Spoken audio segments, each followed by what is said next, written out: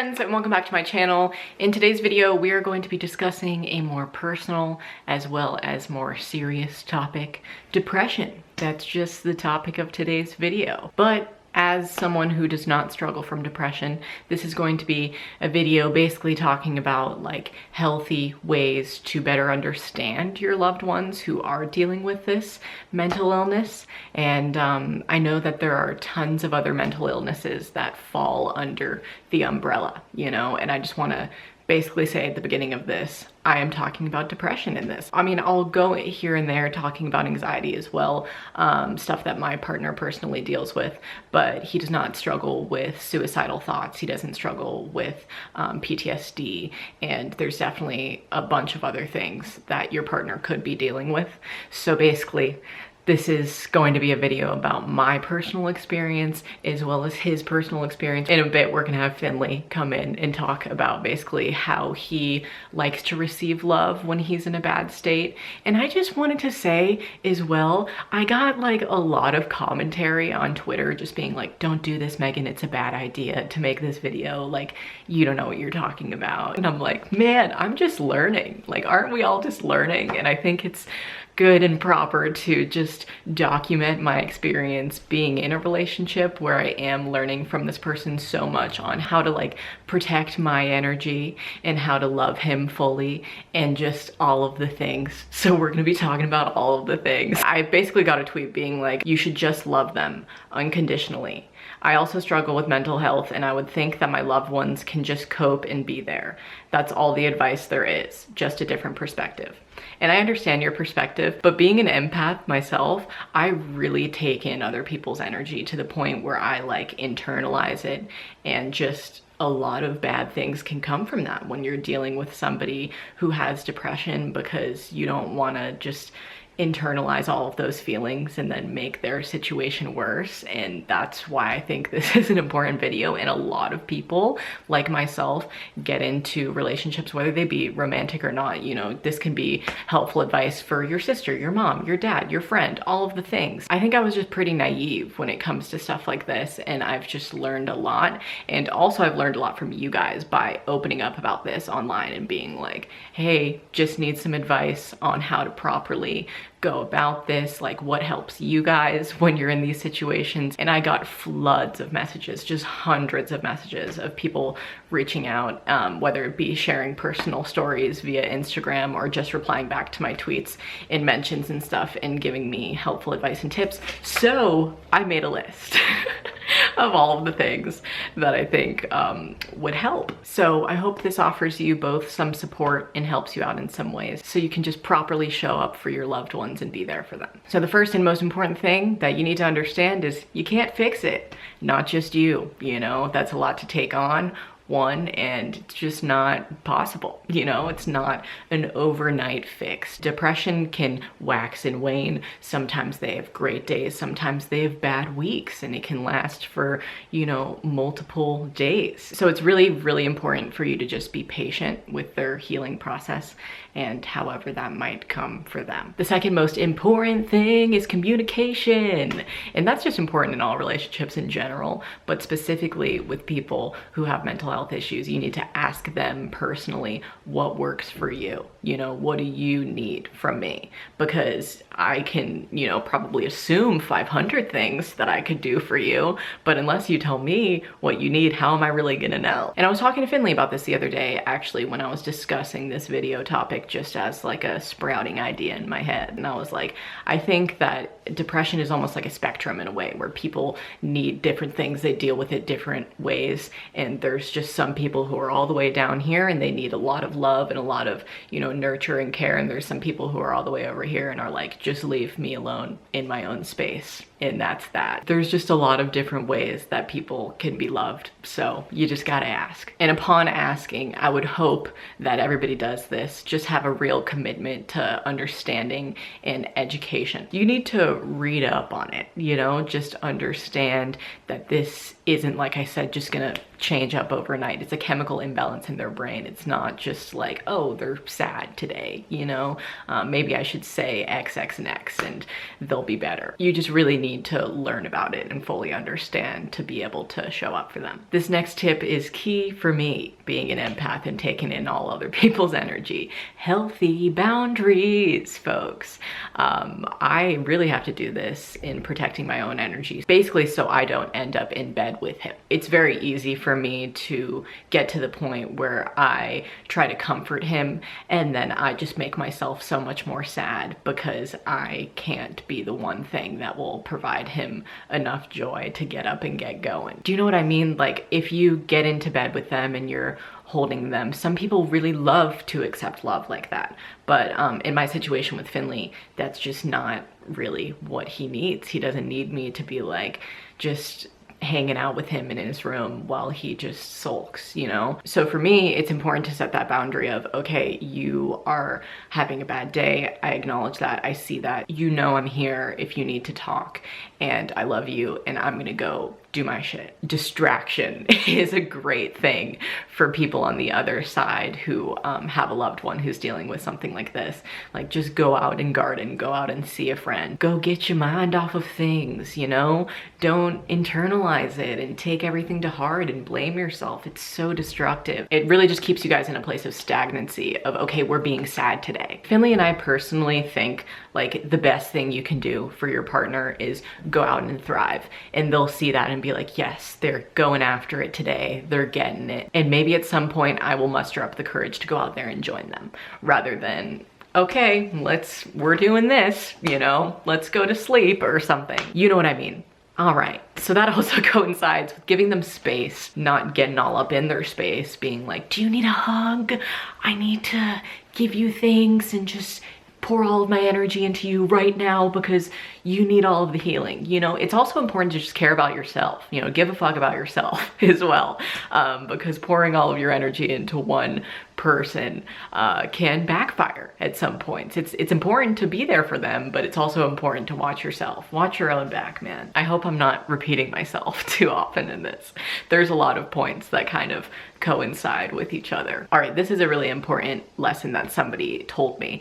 Basically, listen without the intention of, I'm going to make you feel better, and instead actually make steps with them to make them better, such as suggesting helpful ways for them to cope. Not just being like, oh, I'm here for you, like, isn't this enough? Because yeah, maybe in some cases your presence is enough for them to provide comfort for them, but healing is a completely different journey. That's all them. You know, they need to be taking those steps. They need to be seeking out therapy if they need it. They need to be taking their medication if they need it. It's all about what they personally need. So you just gotta ask, my friends. All right, my next tip is positive affirmations rarely create change. You can say, it's gonna be fine 100 times, but they're not really gonna take that in and understand it because they literally cannot. You know, their brain is not allowing them to see the light. And I caught myself doing this many a time, just saying stuff to say stuff. And sometimes you just don't need to say anything at all. You can just be there and listen. You don't need to be like, you know what, it's gonna be all right, buddy, you know? Sometimes just your presence and you being there for them to bounce their thoughts off of onto is great for them, and that's the productive thing. And that also kind of coincides with making them feel safe. This is what somebody suggested to me that they personally like, especially with people who suffer from anxiety. If they're on the brink of an anxiety attack, make them feel safe, make them know that you're there, and practice breathing with them, and really just physically be there for them to calm them down. I know that when Finley suffered from anxiety in the past and would have kind of minor episodes, I would just love to like lie down with him and just hold him, you know, kind of just like be his big spoon and just calm him down that way. And I think that provides at least a little bit of comfort. But then again, you never know with said individual, so ask said individual if they like to be cuddled. I would always ask permission first too. I'll be like, can I hold you? And sometimes he would just be like, no, I don't want that right now. Okay, this is also, I might have already kind of covered, but do not take blame. Don't be like, this is my fault, I can't make this better. And when you crumble, it only really makes the situation worse. So try as hard as you can to be strong for that individual. Or if you need to crumble, do it in private, or do it with a friend or a therapist. Because man, it just really, like, sadness feeding into sadness is not the way to go. That's not gonna make either of you have a great day. But really though, I did get a ton of messages from girls just being like, I'm in the same boat, I'm struggling to love the person that I do, because every time he's having a bad day, I then have a bad day, and it's just this terrible cycle of me perpetuating his feelings, but I don't want to do that, and I don't know how to stop, and I can't fix him, and all this stuff. And it's like, yeah man, you can't fix him, so you just need to accept that and literally go on with your day. Be like, all right, I'm here, you know I love you, all of these things, and then just go, man. I mean, at least that's what really helps us. And I really did just get a flood of messages from people who are on Finley's side of the situation, who suffer from mental health issues, and we're saying that I just want my partner to be there. I want their physical presence. I want them to hang out with me in the room. Even if I'm in bed sulking, maybe they could just hang out in the room and be cleaning or doing chores. And okay, the cleaning aspect is helpful, because sometimes when people are depressed, they can't maintain their basic health or their basic needs. So you could maybe offer to make them a meal and make sure that they're eating, maybe run them a bath, so they're keeping up their personal hygiene and whatnot, because you can easily neglect that when you're in a bad mental state. And cleaning the house and stuff like that, I feel like that always helps my mind state personally. When I'm in a cluttered environment, my mind feels more like, so cleaning the house. I just love to clean too, so I will just take that into my own hands most times. Either way, but those things are productive. But yeah, some people do just love physical presence, so you just have to be there for them, but on their terms. That's what somebody said is key. Make sure that you're not smothering them, you know, by just being like, all right, I'm gonna be here in the room with you right now, what are we doing, you know, watching TV, okay, what do you want to watch, blah blah blah. Like, being overly, you know, hype for their sadness isn't gonna counteract it to the point where it goes away. It's like, it'll still be there, man, but just got to do productive things about it. And that being said, it's very key to know that your presence might make them physically feel happy, but that does not mean that their depression completely goes away. Just because you're hugging them and showing up for them doesn't mean that they're like, oh, I'm cured. Like, it's not that easy. It's not like that. And someone told me that they personally believe that silent love is medicine. So just being there, nodding, acknowledging, being like, yes, I'm here, and I'm just gonna hold you or be here for you, like I said before, like that can be someone's greatest medicine. Larry had a couple of helpful tips to offer. What's up, buddy? What do you need? Just some smooches? All right, I think we all just need some smooches. All right, and I just have to reiterate this point because I know I slightly touched on it before, but please get help for yourself too. I think that a lot of individuals who love somebody who's struggling from mental health problems will neglect their own mental health to just be there for that person. And it's like, you gotta have somebody to talk about it with other than them, whether it be, you know, therapist, friend, etc. Finley and I are slightly struggling with this right now because we really are each other's only person who we physically know other than like our neighbors around here, and we just really don't have many close friends here to go and pour that energy into. But if you do, use them, man. Cherish them. And that can be really, really helpful for you to just know that you have an outlet to go to, as well as the person who's struggling. They need to talk about it with other people other than just you, because having you just as the one person, relationships just don't work like that. It's like an imbalance of energy and it's just not healthy. It's not a healthy way to go about it. And that doesn't mean like, don't ever talk to me about this stuff, I'm literally gonna walk away when you're sad. That doesn't mean just leaving, you know? It's just like still being there. But we had a conversation, Finley and I, the other day where we were like, man, we really just need friends like to talk about this shit with. And that being said, how Finley and I had that conversation about all of these things the other day before I made this, it's really, really important to just discuss when they come back to, if you will, when they come back to themselves, when they are feeling more at peace and ready to communicate and have a conversation. It's just very important to talk about and hear, like, hey, was that okay, what I did for you? Would you like me to show up in a different way next time? How can I properly love you better? And it's important for them to hear your perspective as well. You know, when you did X, X, and X, I blamed myself, and I thought that you lashing out because your depression showed up in anger, I thought you were mad at me for what I did when I wasn't trying to piss you off. You know, it's just, you need to discuss. You need to just come back together and be like, all right, how can we do better next time if this were to happen, you know? So then it's actually productive and you guys are growing together and learning from your experiences. Because like I said, man, we're all just learning. All of these points being said, I think I should write them all in the description just so everybody has like a nice list to maybe refer back to if you're in the same boat as me, or if you're on the other end, you know, to send to some of your friends who might be with you when you're feeling like this. But yeah, I really hope these points helped you understand, helped you be able to just be there fully. And I'm here for you if you need to chat. Seriously though. And this all being said, I'm gonna invite Finley on to the camerary now and just talk to you guys about his personal experience and how he likes to be loved when he's feeling depressed. So Finley Orstrom coming your way in 5, tonight at 5. Depression for me feels like this. And anxiety feels like this.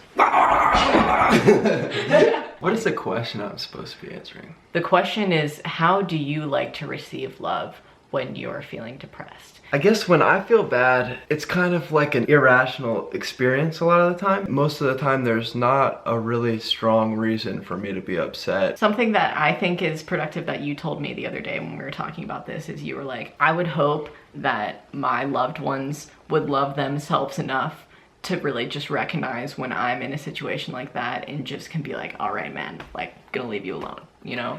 Yeah, that's the first and most important thing, is that everybody's first job is themselves, and everybody's job as an individual is to figure themselves and take care of themselves as an individual. And if you're gonna take that self-relationship into a relationship with another person, it doesn't mean you have to be a perfect person, but you do have to protect that self before you can kind of throw it all into another person. Like, the second you start letting what makes you feel okay and good go, so that somebody else might feel better, or so that you can feel bad with them in the hopes that they might feel better, or just because you're trying to be some sort of hero or do the right thing or whatever. For myself, I guess I feel like a child a lot of times when I feel bad. I feel like a 5-year-old who, I know, I'm not trying to say people who feel like this are being children, because when I feel like that, no part of it feels like a choice, but at the same time, you know, I have some element of control in that situation to make myself feel better. And maybe, I'm not saying I can just flip a switch internally and get to a positive place, but I do have an element of control in the way that I've been living for 22 years and I've built my life to what it is today. And if that's something that makes me feel bad, then that's something that's in my control to work on. But at the same time, it's like I do that every day and I have tried to build a life that would, you know, make me happy all the time and stuff. And even though I've gotten so much of the way there and it seems like I've made so much progress and stuff, there's always something missing. You know what I mean? There's, especially if you're looking for it. This is one of the things I wanted to talk about, is that when you as a partner, or you as anybody, comes in and gives a bunch of sympathy and validation to those negative feelings, it makes them a lot more real. It's like a second person coming in my experience, and saying like, yes, this is real, you're really feeling this bad, we're really gonna sit here and do this isn't just you, I'm gonna come get involved in this, and this is gonna, all of a sudden, what could have been just you tripping for a second has become a segment of our day that's been dedicated to negativity and feeling like shit, basically. What I always hope for, especially because the people who are around me like that are, you know, I love them, I would always hope that they go live their own life in those periods, so that I can have that time in isolation to to work through the fact that I don't have to be doing what I'm doing right now. I don't have to just be in this terrible, dark place of isolation and feeling awful. There's something else to go do. Like maybe she's just gardening outside, or like my friends are playing basketball or something like that. You know what I mean? I like to text when I get in these moods for whatever reason, but I don't really like to talk. I just shut down verbally, and I can't talk about anything. Like if she comes in and is like, are you okay? Can I just like hold you or whatever? It just makes me all the more aware at how much I'm dominating in energy right now. I'm not even pretending to contain this to myself. Like this is clearly leaking out and consuming the people around me. Feeling terrible and hating life in the world feels terrible. But feeling all those things and then knowing you're making the people you love feel them too is like a different kind of bad. It like adds a whole new thing to like hate yourself about into the mix for me. So sometimes that'll take it from a depressive place to like an anxious place or something like that. Like how can I like stop her from feeling that too? And like you kind of get a little frantic. What I was talking about with him the other day is it's mostly hard for me in places when I can't just get up and go out and garden. You know, like if we're driving in the car together and his energy is really demanding, like, hey, look at me, or like acknowledge me, but I know that he's not gonna wanna talk about it. And I know that there's nothing that I could say to make it completely up and vanish. You know, it's like, you just really have to sit there and just make yourself busy, or be like, hey, can I just put on some music or something? Like there's only a certain amount of things that you can do in a car, and that's really when like I feel it the most, is when we're in the car together, I would say, because there's nowhere else to go. But this is kind of what I mean, like feeling like a child some of the time when I feel like this is like the last thing that should happen is for that kind of behavior to be rewarded in any sort of way. And that can be things as subtle as attention and affection. It's just like raising a toddler. If you, every time your kid hurts itself and you bathe it in love and tell it it's going to be okay for 15 minutes, it's going to realize that crying in pain makes you coddle it for 15 minutes. And I think that my depression can work in that same way. For immediate gratification. Yeah, for immediate gratification. And same with my anxiety. Like it gets me out of whatever was going to happen or I was supposed to do, because all of a sudden I'm in a crisis now and that's what's happening. And like everything else comes after that.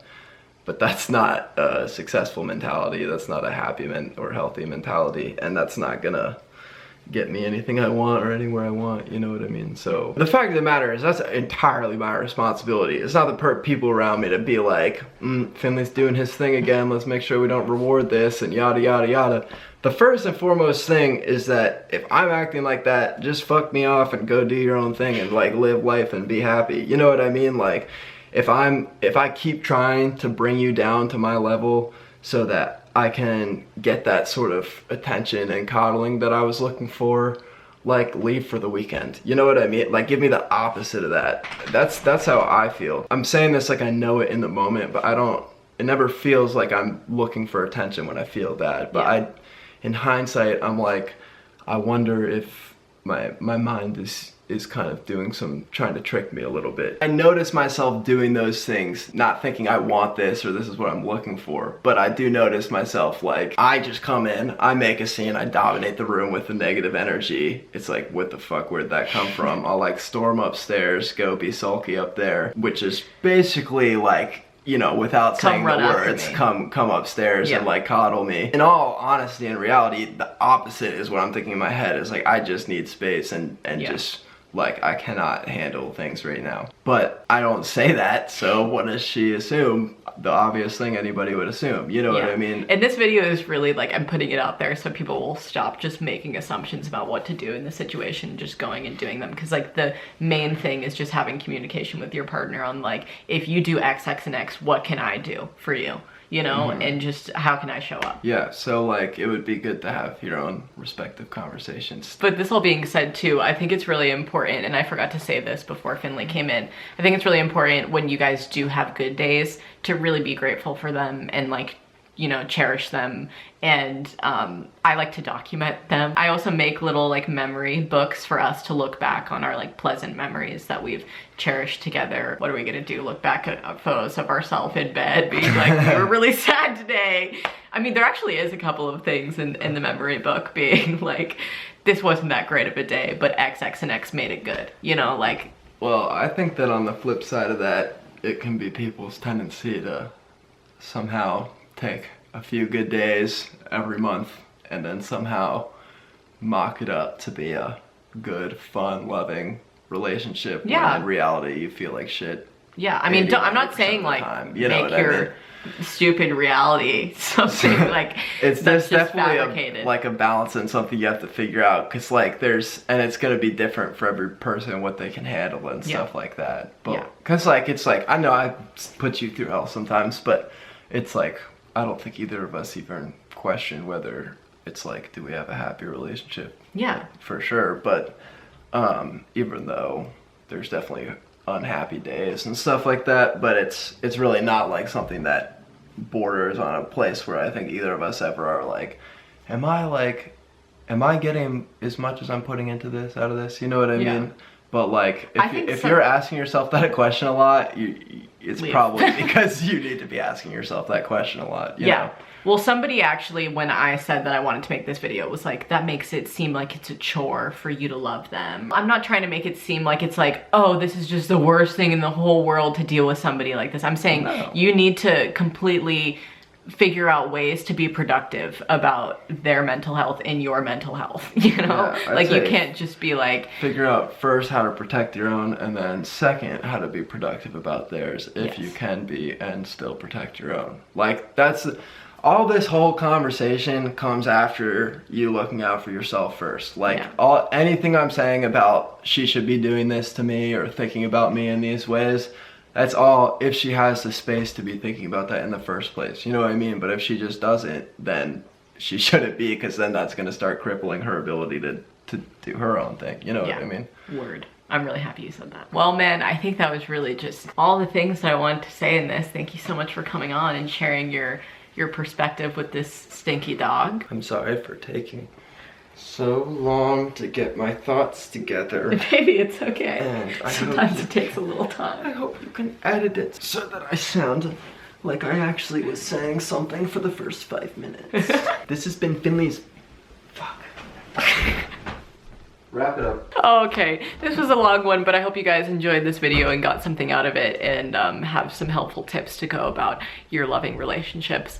And yeah, I just love you guys so much. Give this video a big thumbs up if you enjoyed it. Subscribe to my channel if you're not already. Ring the notifications bell if you want to be notified when I upload. And until the next upload, stay smiling. Bye, guys. Staring at the ceiling, heart's a record spinning.